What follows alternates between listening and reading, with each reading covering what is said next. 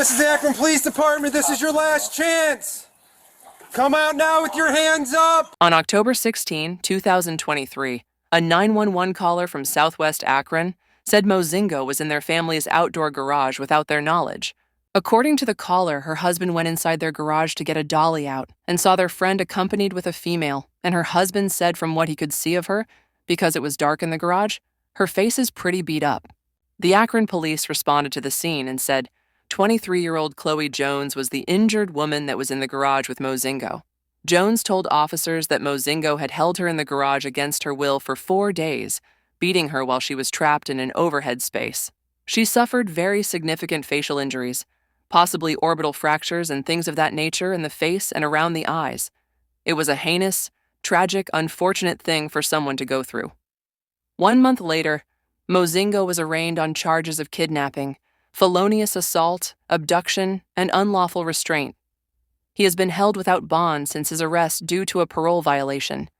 William Mozingo, the Akron man who was set to face trial on charges related to the abduction and beating of a woman while she was confined for 4 days in a residential garage last year, was sentenced to prison after entering a guilty plea on Tuesday. The 34-year-old Mozingo was sentenced to 25 to 30.5 years in prison by Summit County Common Pleas Court Judge Susan Baker Ross. We're on the record, State of Ohio versus William Mozingo Jr., CR 2023-10-3522. We are set for trial today. He is here with his attorney, John Grevin, on behalf of the state, Assistant Prosecutors Jamila Mitchell and Emily Williams. And we were getting ready to select a jury. It's my understanding that the parties may have at least reached an agreement as to what charges defendant would plead to, with a free to argue, and also a discussion has been made about going ahead and doing the sentencing today with a break in between plea and sentencing. Over the past 2 weeks, going over things, I've had several discussions with Jamila. We had an opportunity to meet with the court last week. We are prepared for trial, as is, I'm sure, the state of Ohio. However, my client has decided to enter a plea of guilty. Part of that reason is he does not wish to have the victim go through testifying in this situation. I would ask the court to inquire of him. All righty. Mr. Mozingo, you've heard the statements of your attorney. Yes, ma'am. It's my understanding you intend to enter a plea of guilty today. Is that correct? Yes, ma'am. Okay. So the charges you'd be pleading guilty to, 2 counts of kidnapping. Those are both felonies of the first degree. They carry a potential penalty of 11 to 16 and a half years in prison under the Reagan-Tokes Act. That would be the indefinite sentencing portion. The minimum is 3, the max is 11 plus the tag on. You understand that? Yes, ma'am. All right. And the felony 2 felonious assault is 2 to 8 years, so the maximum would be 8 to 12 on each of those counts. You understand that? Yes, ma'am. Okay. And then there are 5 counts of the felonious assault. The abduction and the strangulation are both felonies of the 3rd degree. They carry 9 to 36 months in prison and up to a $10,000 fine. You understand that? Yes, ma'am. Okay. The felony 2s are up to a $15,000 fine. Felony 1s up to a $20,000 fine. Do you understand all that? Yes, ma'am. Okay. So, you know there's no agreement as to sentencing, correct? Yes, ma'am. Okay. And let's make sure that the mic is also picking him up. There's a second mic there that he can use, or however you guys want to proceed with that. All right. Okay. There's no agreement as to what the sentence is going to be, correct? Yes, ma'am. You've had enough time to discuss this with your attorney? Plenty. And are you satisfied with his advice and handling of your case? Yes, ma'am. Okay. So when we look at the charges, this is a violent offender charge, so you would be required to register under the violent offender registry. You understand that? Yes, ma'am. Okay.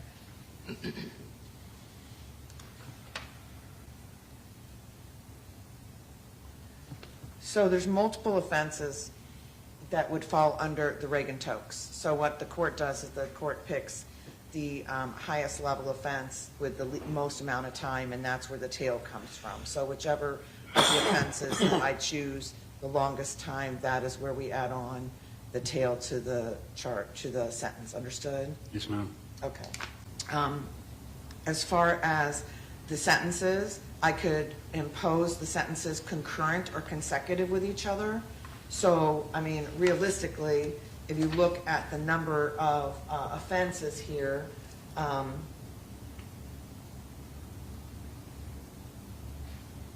mean, really, I could impose 50 years. Yes, You ma'am. understand that?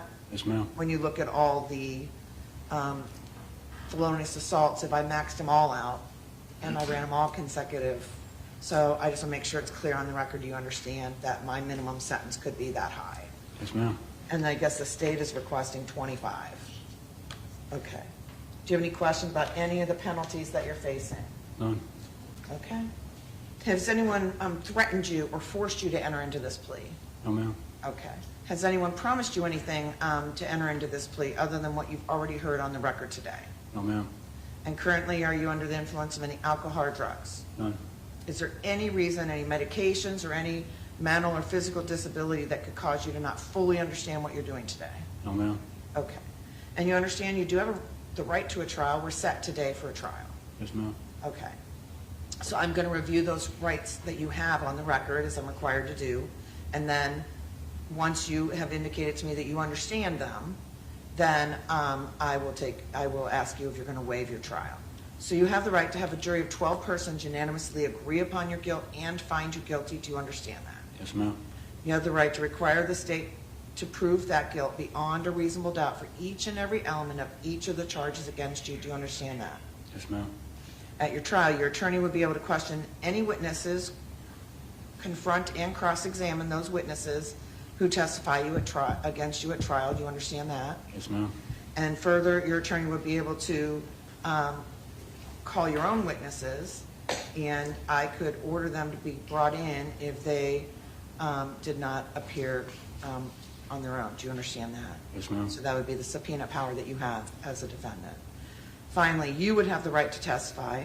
No one could comment or use it against you in any way if you chose not to, and no one could force you to testify. Do you understand that? Yes, ma'am. Understanding these rights, are you waiving your right to a jury trial? Yes, ma'am.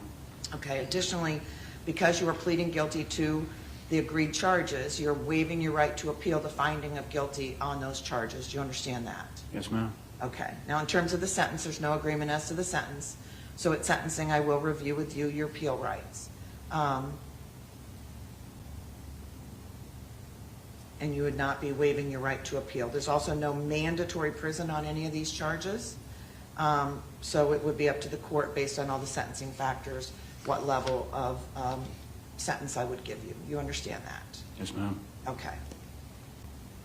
Finally, if upon completion of your prison sentence, if you serve your entire sentence, then upon release, you would be supervised on post-release control for a mandatory minimum of 2 years up to a maximum of 5 years as part of your sentence as determined by the parole board. You understand that? Yes, ma'am.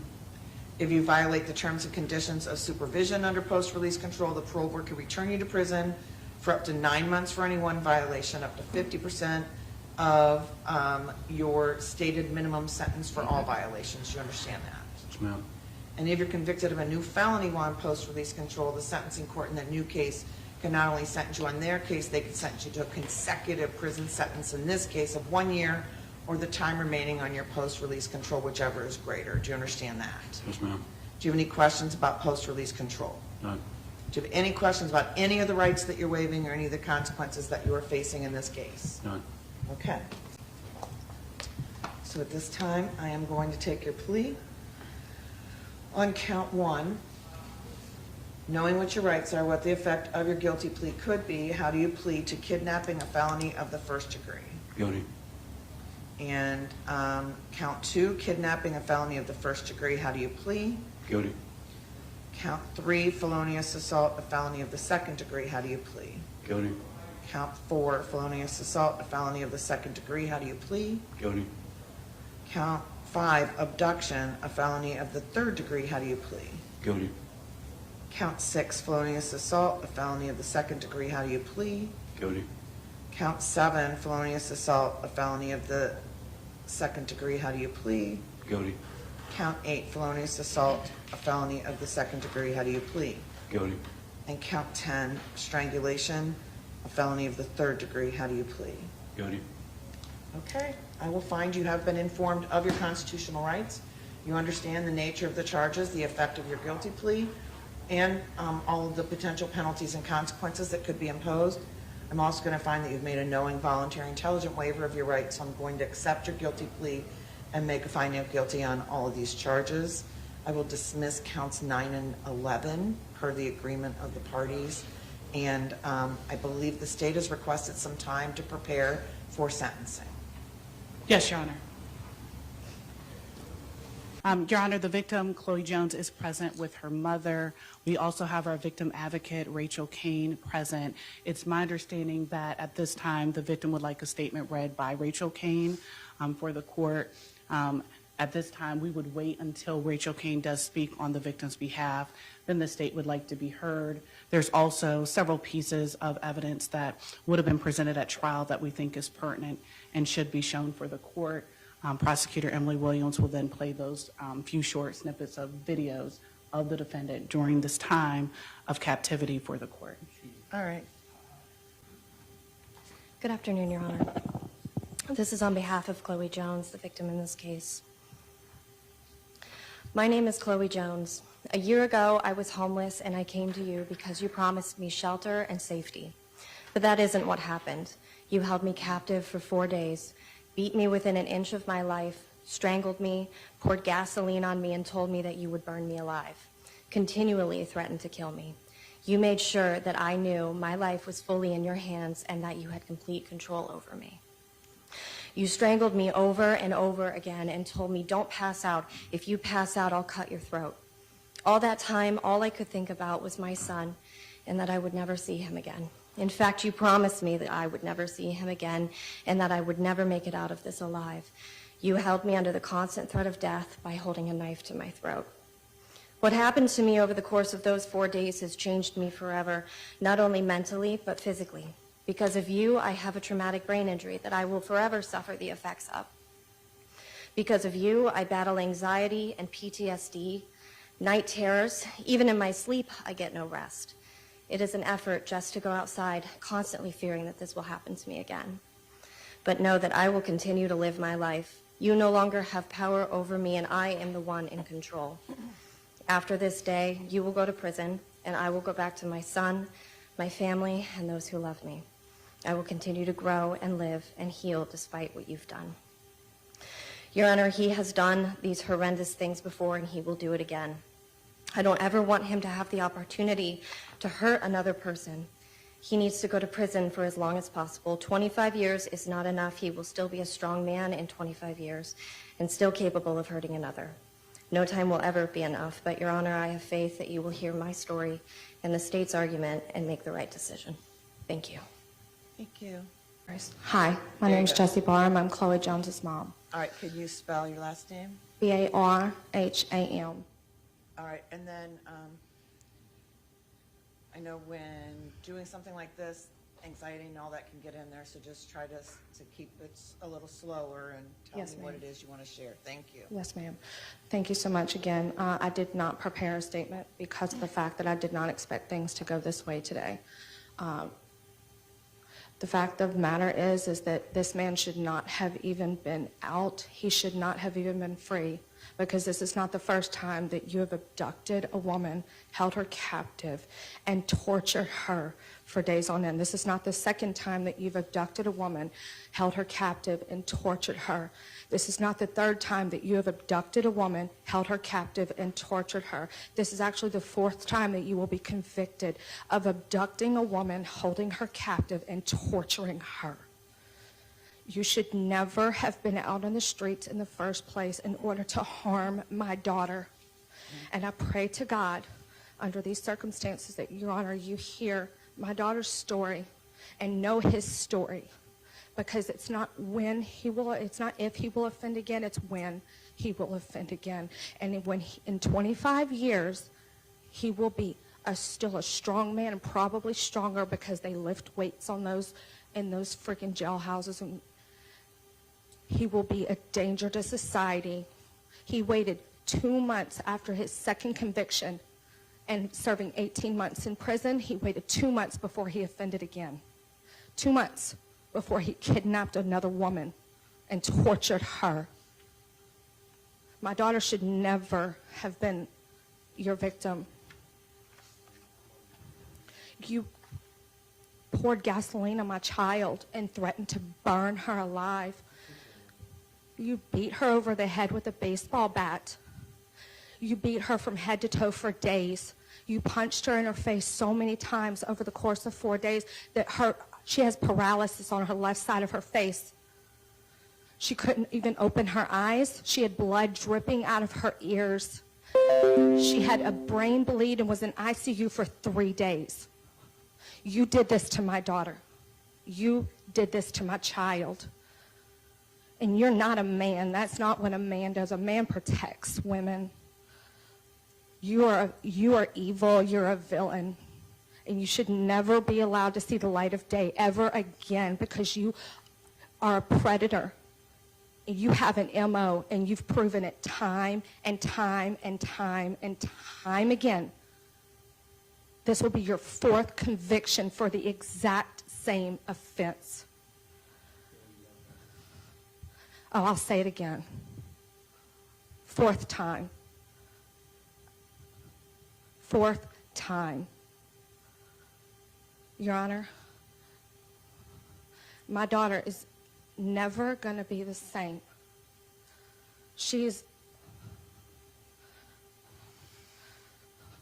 can barely even, she can't retain any new information because of she has a traumatic brain injury. She cannot even retain new information. She as far as working, she's not able to get a job, not only because of the physical, but because of the psychological damage that has been done to my child. She's going to suffer probably way longer than him, which is not fair. He promised her that she was going to die at his hands. He should be getting attempted murder charges with as many times as he strangled her and dared her to pass out because he was going to cut her throat if she did. He broke her arm and her finger just because she was trying to defend herself from a baseball bat to her head. Facial fractures. Yeah, he did. We got the medical records. Your Honor, all I ask is that you do what all the other courts and all the other judges before you did not do.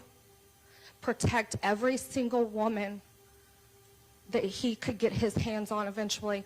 Your Honor, you have the power and you are within the law to put him away until he is no longer a danger to anyone, until he is feeble, until he is wetting his diapers.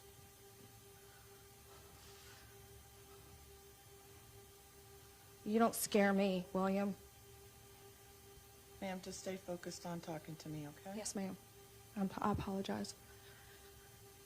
The other judges before you barely gave him a slap on the wrist, and even 25 years at this point, in my opinion, would be a slap on the wrist, considering the fact that he has proven that he loves to do this. He has over 400 videotapes of my daughter being abused by him. He videotaped it because he's that sick. I don't know if he was going to sell her or sell the videos for some smut stuff online. I don't know, but I do know that anyone who takes 400 plus videos of my child getting assaulted violently, and threatened, her life threatened hundreds of times, strangled a dozen times at least. Anyone who has that in them to want to videotape that, there's something deeply, deeply wrong with that person. And that is the kind of person that has proven he cannot be allowed out in polite society, because That's just guaranteeing that someone else is going to have to go through what my daughter and countless, there's no telling how many girls he's done this to. My daughter just was strong enough to come today and be willing to testify, and that's the only reason why he pled guilty today, because he didn't want her to get on the stand and testify against him, because he knew that that would be damning. And I mean that. I'm not cursing. Thank you. That's all I have to say. All right, thank you. Thank you. Your Honor, the state's going to put on the screen a photo of Chloe Jones on the day that she was rescued, and the police responded in Akron to that garage.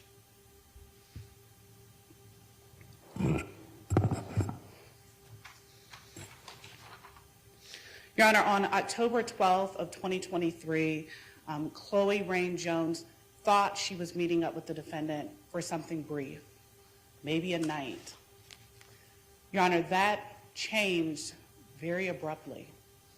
What initially was an encounter with William Mozingo, conversation in this garage owned by Mr. Mozingo's friends, Christine and Michael Scott, soon turned into a very aggressive speech and conversation.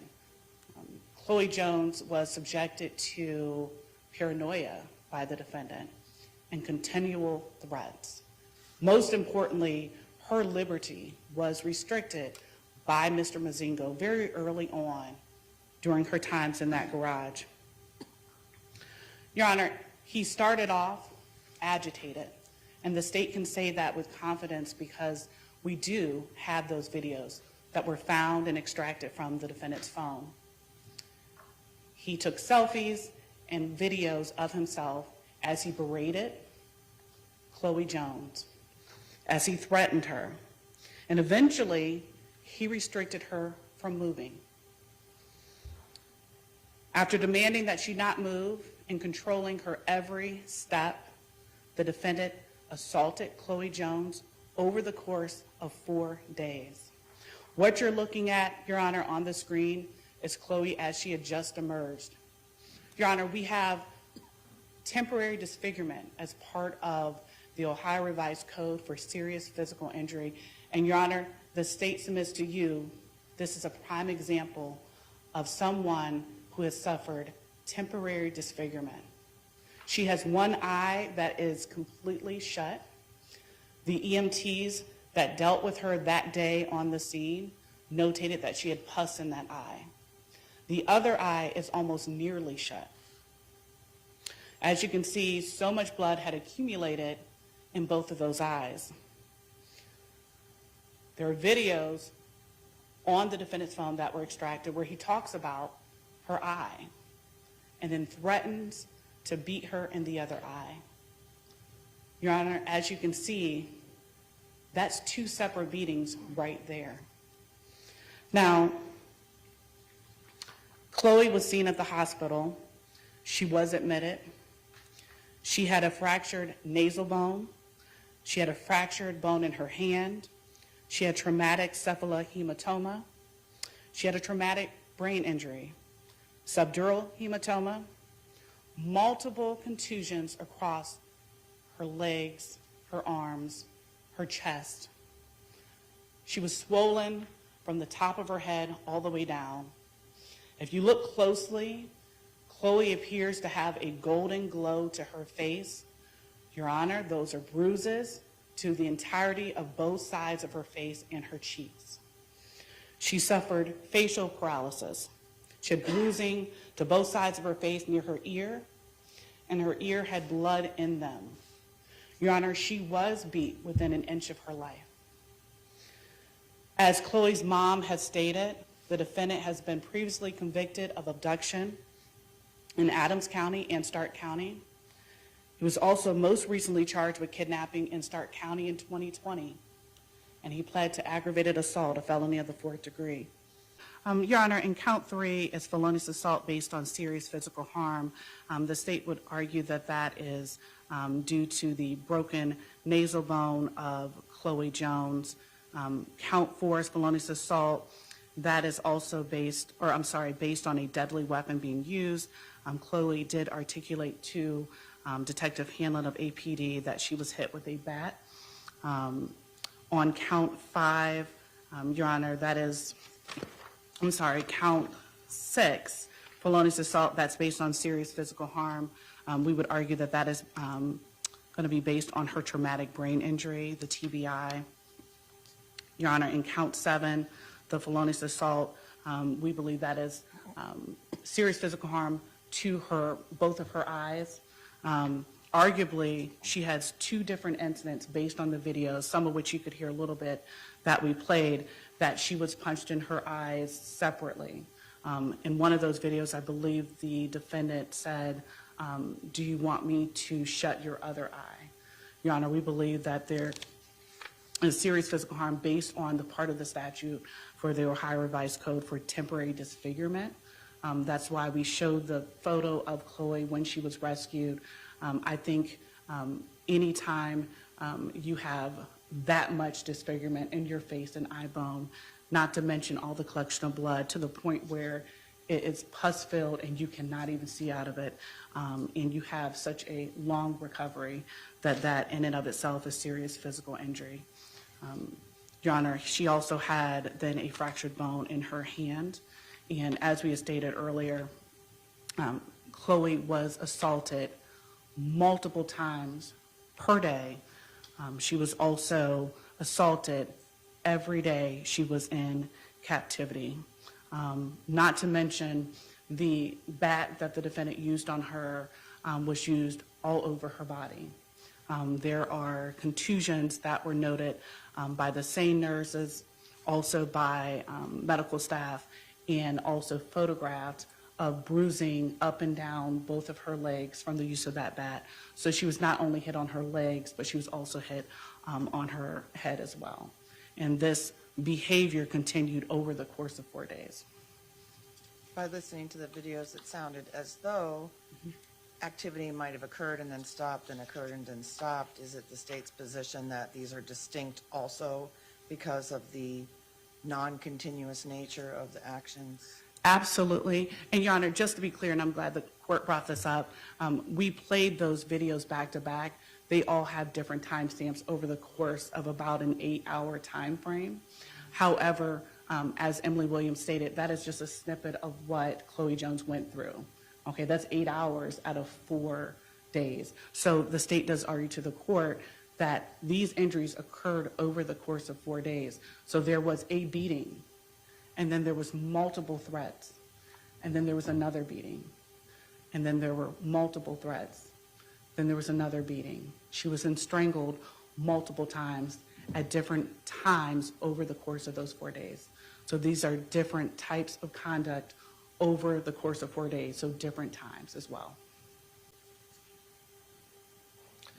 Judge, first of all, we are not disputing he entered pleas of guilty to the kidnappings and the abduction, so we are not disputing that she was held against her will for a portion of this event.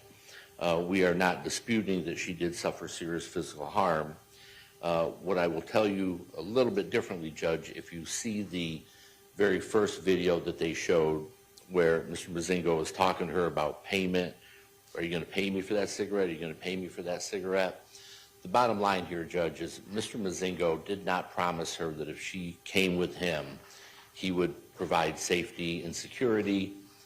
He promised her that he would provide methamphetamine. So at least at the beginning of this, and if you look at the victim's statements throughout this and her statements to the hospital, this started out as a totally consensual, there was no issue because frankly, they're both getting high together. At some point in time, it goes south and things change. So when you watch those videos and when he calls her a bitch and when he calls her a whore and when he says he's going to cut her head off and all kinds of things like that, that still does not change, I don't think, the legal analysis that you have to do. So we've already, I believe, agreed that the 2 kidnappings and the abduction, they would merge for the purposes of sentencing. They talk about the felonious assaults being the various different injuries. She did have a broken fifth metacarpal on her left hand. She did have a broken nose. She did have a subdural hematoma. But to say that they happened at different times over the course of 4 days, or we would say 3 days, but regardless, I don't think that they can show that that happened. I mean, frankly, Judge, if these injuries happened when my client hit her with a baseball bat, and that caused her broken nose, and she's trying to defend herself, and that causes the broken wrist, and that causes a subdural hematoma, that's one animus. So if he slapped her on day 2, that's not a felonious assault. And if these injuries happened with the one beating with the baseball bat, that's one count of felonious assault. And I think the burden is on the state to prove that these injuries happened from separate times. Even if she was assaulted, misdemeanorly assaulted on these various different days, they have to prove that the various kinds of serious physical harm that she suffered resulted from separate animus, not at the same time. And I don't think they can show that, even if the court chooses to believe that this assault took place over a couple of days. I don't think legally that they've shown that. I think the most important video that they showed was, I think it was the third one where Emily said was going to be very loud. What happens in this situation, Judge, is they are living in a garage, and there are beams 10, 12 feet up in the air, and there's plywood on those beams, and that's where they would sleep. The video that you saw, video number 3, is at one point in time, and Chloe admits this to the cops, she admits it all over the medical records, that collapses, and she falls down without able to brace herself from 12 feet up in the air. So, do injuries come from that? Well, again, I think the burden is on the state to show that these are all separate animus.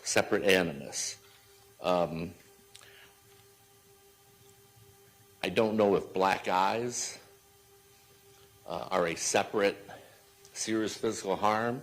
I do know that if you've ever broken your nose or seen anybody with a broken nose, the eyes are impacted the same way.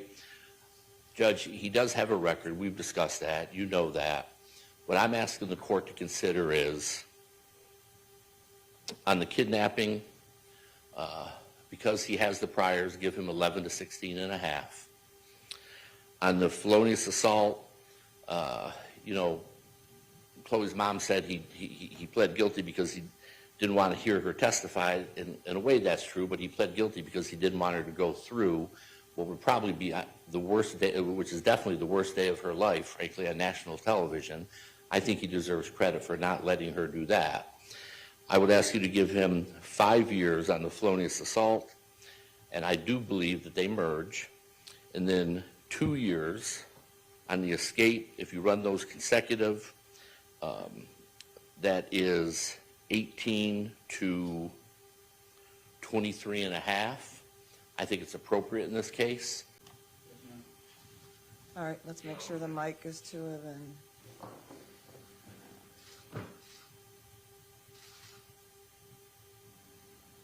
Go ahead. Yes, ma'am. First, I would just like to apologize to the court for taking up everybody's time and resources for the situation I placed myself in and this court. Second, I would just like to say that this incident stems whenever we was both fueled up on methamphetamine, and I was already placed myself in a very bad situation. You know, as they said, I was already on the run for an escape, and so I've had a lot of time to think about it and reflect. And just at this time, I'd just like to apologize to the victim and her family. All right, thank you. Certainly the conduct here is extreme, and I believe it should be met with extreme punishment. I don't think there's any doubt about that. I'm never going to understand how one human can cause serious harm to another. I'm never going to be able to understand that. The pain and harm that you've caused for this victim is going to never be gone from her. She's got serious and long-lasting consequences from what happened here. And we may never know what was going on in your head or what caused you to do these things, but what I am going to do is follow the recommendations of the attorneys and impose a sentence, whereas you will not be out in able to make these types of decisions again for quite a while.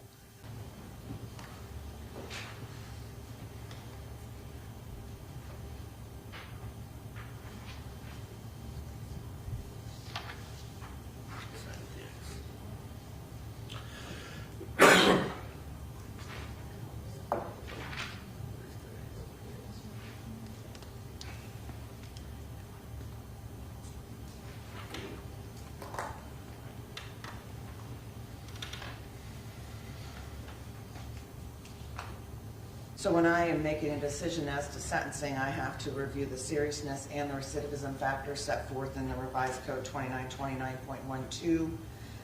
Clearly, and when we look at the seriousness factors, the victim suffered serious physical, psychological harm. And when I look at the recidivism factors, at the time that this happened, you were under post-release control for an earlier offense. You had a history of criminal convictions. You were out on a warrant at the time, and despite prior attempts to rehabilitate you, you engaged in the same behavior that you'd previously engaged in. And so I will find that both the seriousness and the recidivism factors weigh in favor of a prison sentence in this case, which I think is no surprise to anyone. Based on all the facts and circumstances and consideration of those relevant sentencing factors, considering the statement of the victim and the victim's family, the state, the defense, your statement, applying the minimum sanction, I'm determining will protect the public and punish you without imposing any unnecessary burden on state and local resources. And again, analyzing all the factors I'm required to analyze, I am going to impose the following sentence. So on counts, I will find that counts 1, 2, and 5 do merge for sentencing purposes. And on those counts, on count 1, I will impose a sentence of 11 to 16 and a half years under the Reagan-Tokes law, and I will review that with you again in a minute. Because that is going to be the longest sentence that I impose, that will be the one that will carry the Reagan-Tokes tail. On counts 3, 4, 6, 7, and 8, all felonious assault counts, I am going to find that at least 2 of those are separate offenses. When I look at the TBI that was suffered and the injuries to her eyes, clearly there was enough of an impact to cause that type of injury. And then we've got the testimony of going to hurt your other eye. We've got the videos demonstrating that, and all those factors. I would consider any head injuries to be one serious physical harm, which would warrant a separate sentencing for purposes of everything. And then also, we have the use of a bat, which is a deadly weapon, and then also we have the fractures in her hand and the bruises all over her body. I mean, I just don't see how bruises can be developed in different stages if they didn't happen in different stages, and that was what I was told today, is that the bruises were in different stages of development. So I'm going to impose a sentence of 5 years on count 3 and 5 years on count 4. On count 10, and counts, and I guess I should be more specific.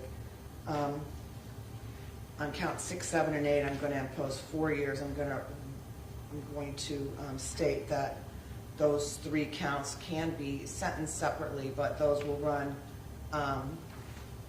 concurrent with each other, but consecutive to counts 3 and 4, which will be consecutive. So we have 11 and a half, 16 and a half, plus another 10. The strangulation is a separate offense.